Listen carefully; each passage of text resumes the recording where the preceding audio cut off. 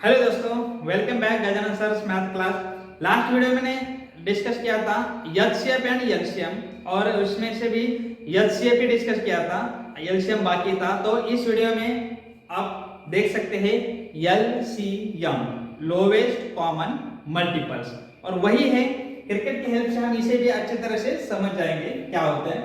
तो पहले सेट देखो, 3 एग्जांपल्स मैंने लिए हैं, उसमें से एक एग्जांपल तो प्रीवियस ईयर सेम 16 एंड 48, इसी का हम दोनों फाइंड करेंगे, एचसीएफ एंड एलसीएम दोनों भी इसके हम फाइंड कर सकते हैं। तो देखो बाद में फर्स्ट है नंबर 12 एंड 28। तो 12 के फैक्टर्स पहले हम फाइंड करते हैं।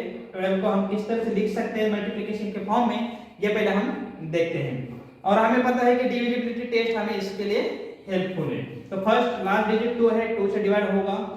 2 के टेबल में 12 कब आता है? 6 नंबर पे, तो यहाँ पे 6 आएगा, करेक्ट है। 6 फिर से 2 से टेबल से डिवाइड हो सकता है, तो यहाँ पे 2 लेना है। और 2 के टेबल में 6 कब आता है? 3 नंबर पे, तो यहाँ पे 3 आएगा, करेक्ट। और 3 कौन से टेबल में आता है? 3 के टेबल में आता है, तो यहाँ पे 1 आएगा, 3 1 जा 3। सेम वे 28 के पूरे फैक्टर्स हम फाइंड करते हैं।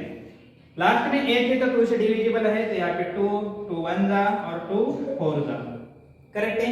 फिर से 14 2 से डिविजिबल है, तो 2 के टेबल में 14 आता है 7 नंबर पे, 2 7 जा 14। अब 7 जो कि 7 से डिविजिबल है, तो 7 1 जा 7, करेक्ट है। अब पूरे 12 को हम किस तरह से लिख सकते हैं? यहाँ पे पहले लिखते हैं, देखो 12 को हम मल्टीप्लिकेशन के फॉर्म में इस तरह से लिख सकते हैं, 2 मल्टीप्लाई 2 मल्टीप्लाई 3 मल्टीप्लाई 1।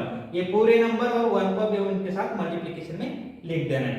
इसके बाद में आते हैं 28 को किस तरह से लिख सकते हैं? Like this, 2 multiply 2 multiply 7 multiply 1। तो ये आ जाएगा पूरा मल्टीप्लिकेशन का फॉर्म 28 का। अब वही बात देखो, last HCF highest common factors find करने के लिए हमने क्या किया था? दो में से एक जो कॉमन थे ये लिया था हमने। देखो 2 बैट्समैन है ओपनर, उनमें से एक लिया था। उसके बाद में 2 बॉलर है अच्छे, दोनों में से एक को लिया था, क्योंकि हमें ज्यादा की जरूरत नहीं होती है और ज्यादा प्लेयर हम नहीं खिला सकते बाहर के, इसलिए। उसके बाद में ये 1 तो था ही, विकेट कीपर है, दोनों में से एक तो हमें चाहिए, समझ में आ रहा है? तो ये था आपका HCF, highest common factor, HCF complete. अब देखते हैं हम लोवेस्ट कॉमन मल्टीपल्स। तो इसके लिए भी सेम मेथड है। देखो जब इंडियन की टीम बनती है तब हम अच्छे प्लेयर को चुनते हैं, लेकिन जब आईपीएल आता है ना, तो उसके लिए बाहर के कुछ प्लेयर लेते हो, इंडिया के भी कुछ प्लेयर लेते हैं हम, और दोनों मिलके एक टीम बन जाती है, करेक्ट है। यहाँ पर सेम करना है हमें। देखो ये सपोर्ट मानना है कि ये बाहर के प्लेयर है जो कॉमन है, उनमें से हमने तो लिया है, ये प्लेयर तो टीम में रहेंगे ही, क्या ये प्लेयर तो टीम में रहेंगे। इसके अलावा जो बचे हुए प्लेयर है उसे भी हमें टीम में लेना है। तो बहुत ही सिंपल सा ये कंसेप्ट बन जाएगा। देखो अच्छे से देख लो इसे, ये बन जाएगा आपका एलसीएम। कौन से प्लेयर है? देखो ये पहले तो एज इट इज लिखना है आपको, जो भी मतलब एचसीएफ वाले एज इट इज है, 2 मल्टीप्लाई 2 मल्टीप्लाई 1। अब जो बचे हुए हैं ना वो भी एज इट इज लिख देने हैं। जैसे कि कौन सा बचा हुआ है? 3, इसे भी यहाँ पे लिख दो। और कौन बचा है? 7, इसे भी लिख दो। और सबको मल्टीप्लाई करके जो नंबर मिलेगा ये बन जाता है आपका एलसीएम। तो देखो 2 2 जा 4, और यहाँ पे 3 1 जा 3 और 3 7 जा 21, करेक्ट है। और यहाँ पे अगर मल्टीप्लाई करते तो 4 1 जा 4 और 4 2 जा 8। तो simple 84 is a LCM of 12 and 28। I hope बहुत ही अच्छे से क्लियर हुआ होगा। तो इसे अगर नहीं समझ आता है तो वीडियो स्टॉप करके आप इसे एक बार देख सकते हैं। तो देखते हैं नेक्स्ट नंबर 16 एंड 48। ओके, सो देखते हैं सेकंड 16 एंड 48। इसका भी, ये दो नंबर का भी हम LCM as well as HCF दोनों में फाइंड करने वाले हैं। तो देखते हैं पहले फैक्टर्स, 16 के फैक्टर्स। तो 2 से डिविजिबल है, 2 8 जा 16। अब आप खुद इसे कर सकते हैं, आपको अच्छे से आता होगा। देखो 2 के टेबल में 8 कब आता है? 4 नंबर पे, तो 2 4 जा 8। 2 के टेबल में 4 कब आता है? 2 नंबर पे, तो 2 2 था 4। और 2 के टेबल में 2 कब आता है? 1 नंबर पे। ये पूरे फैक्टर से 16 के, और ये मल्टीप्लिकेशन का फॉर्म आएगा 16 का। इसके बाद में 48, तो अगेन सेम, लास्ट 8 है तो 2 से डिविजिबल है। 2 के टेबल में 4 आता है 2 नंबर पे, 2 के टेबल में 8 आता है 4 नंबर पे, करेक्ट है। इसके बाद में सेम 24 लास्ट में 4 है, 2 से डिवाइड होगा, 2 के टेबल में 2 आता है 1 नंबर पे, 2 के टेबल में 4 आता है 2 नंबर पे, करेक्ट। फिर अगेन 2 के टेबल में 12 है 6 नंबर पे, 2 के टेबल में 6 है 3 नंबर पे, और 3 के टेबल में आता है 1 नंबर पे, करेक्ट है। तो और क्या करेंगे हम, सेम इसके पूरे मल्टीप्लिकेशन का फॉर्म लिख देंगे। देखो 60 का मल्टीप्लिकेशन का फॉर्म क्या हो जाता है आपका, 2 मल्टीप्लाई 2 मल्टीप्लाई 2 मल्टीप्लाई 2 मल्टीप्लाई 1। 48 का मल्टीप्लिकेशन का फॉर्म क्या बन जाएगा, अब अच्छे से देख लो, आपको आता है, बहुत ही अच्छे से तरह से आता होगा आपको। ये पूरे नंबर लिख देने लेफ्ट साइड की, 2 multiply 2 multiply 2 multiply 2 multiply 3 multiply 1। Clear है। बाद में हमें क्या फाइंड करना, पहले एचसीएफ, क्योंकि एचसीएफ पहले चाहिए हमें, जो कॉमन नंबर है, जो बाहर से प्लेयर आते हैं उनको हम पहले चुन लेते, दोनों में से एक अच्छा हुआ प्लेयर।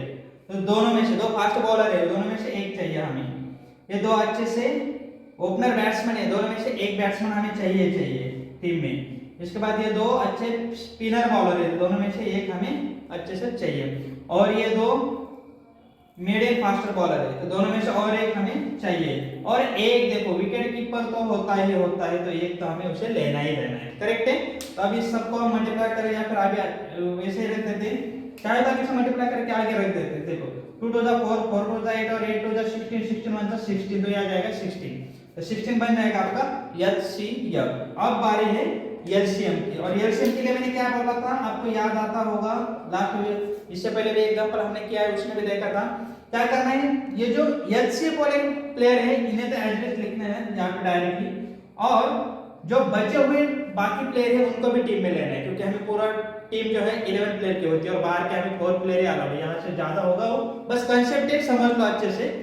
तो बाद में बचे हुए कौन है, यहाँ पे बस 3 बचा हुआ, तो उस 3 को भी हम यहाँ पे मल्टीप्लिकेशन के फॉर्म में लिख देते हैं। और 16 3 जा कितना होता है 48, तो यहाँ पे लिखना है आपको 48, ये बन जाएगा आपका एलसीएम, ठीक है। तो बहुत ही अच्छे से एक ही सिमिलर वे से हम एचसीएफ एंड एलसीएम अच्छे से।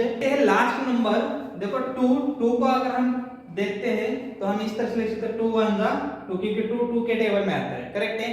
3 के टेबल में आता है, 3 1 जा 3। उसके बाद में 5 के टेबल में आता है, 5 1 जा 5। ये क्यों ऐसे है देखो, क्योंकि ये प्राइम नंबर है।